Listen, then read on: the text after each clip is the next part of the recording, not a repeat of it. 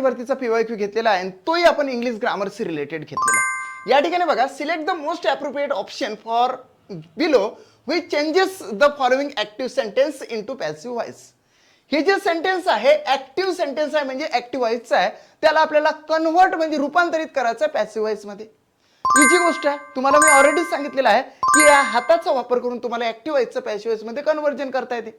या बोटामध्ये am is are, was were, have has, had आणि बाकीच्या याच्यामध्ये models shall should, will would, can could, may might, must, ought to, used to, need आणि dare. आता याचा वापर कसा आपण करूया बघा. Some girls were helping the wounded woman. हा एवढा झालेला आहे सब्जेक्ट आणि द वाउंडेड वुमेन हे झालेलं आहे ऑब्जेक्ट. म्हणून ऑब्जेक्ट बिकम सब्जेक्ट आणि सब्जेक्ट बिकम ऑब्जेक्ट तुम्हाला माहितच आहे. म्हणजे सुरुवात होईल द वाउंडेड वुमेन. इथून आपण सुरुवात झाली असं लक्षात घेऊन द वाउंडेड वुमेन.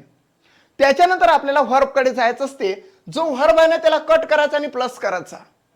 मग आपल्याला या ठिकाणी वेअर आहे म्हणजेच पास्ट टेन्स आहे, तर पास्ट टेन्सच असला पाहिजे. म्हणून या ठिकाणी एमिजार आहे, इथं वाच वेअर आहे, वाच किंवा वेअर घ्यावं लागेल. परंतु ऑलरेडी हा जो सब्जेक्ट बिकम ऑब्जेक्ट झालेला, म्हणजे याला ऑब्जेक्टला आपण आता सब्जेक्ट करूया. झालं, इथून आपण सुरुवात केली द वाउंडेड वुमन. आता याला वेअरचं वेअरच लागणार, कारण की तो अनेक वचनामध्ये आहे. त्याच्यानंतर हा जो आयएनजी आहे तो कट केला की या ठिकाणी येतं बीइंग. त्याच्यानंतर हेल्पचं फित्री येतं, त्या ठिकाणी येते HELPED हेल्प्ड आणि बाय देऊन मग हा सब्जेक्ट येतो सम गर्ल्स. सम गर्ल्स झालं मित्रांनो आन्सर. म्हणजे the wounded women we are being helped by some girls. म्हणजे या ठिकाणी आन्सर काय येणार आहे तर बघा, या ठिकाणी the wounded woman we are being helped by some girls. Second option is the right answer of this question. Right आहे. Take the appropriate article from the below option to complete the sentence. Mark no article if there is no requirement of article in the given sentence. हे एक sentence आहे, याच्यामध्ये आपल्याला जे article देण्यात आलेलं आहे अँड, द, नो आर्टिकल आणि अ. जर ए, अँड किंवा द यापैकी कुठले आर्टिकल या ठिकाणी लागू नाही पडलं तर आपल्याला नो आर्टिकल टाकायचं आहे. आता जाऊ आपण सेंटेन्सकडे.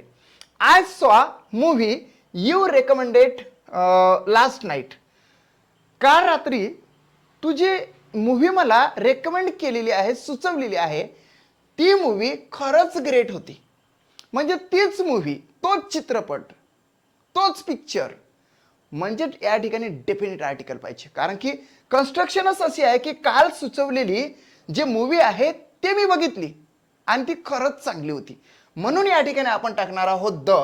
डेफिनेट जर पोझिशन असेल तर आपल्याला द टाकायचा असतो. आन्सर येते सेकंड. चला चेक करूया. It's a right answer of this question.